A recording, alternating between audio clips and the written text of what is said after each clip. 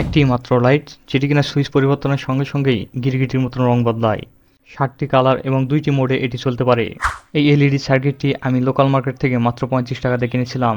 Online শপগুলোতে এটি 40 থেকে 50 টাকা বিক্রি হয়। আপনি চাইলে নিজেও এই লাইটটি তৈরি করে নিতে পারেন। এরপরে আমি কিছু থার্মাল পেস্ট নেব, যেটাকে আমি ভালোভাবে এই এলইডি লাইটের চারপাশে লাগাই দিব।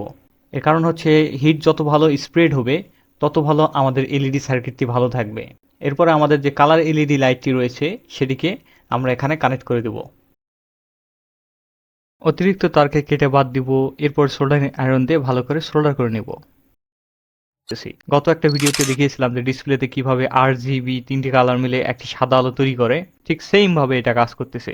ভিডিওতে দেখতে পাচ্ছেন 3টি আলোয় কিন্তু জ্বলতেছে RGB। এরপরে দেখুন রেড, গ্রিন এবং ব্লু পর্যায়ক্রমে এলইডিগুলো কিভাবে পরিবর্তন হচ্ছে এবং কালারের মিক্সিং এর মাধ্যমে এটি বিভিন্ন ধরনের কালার তৈরি করতেছে।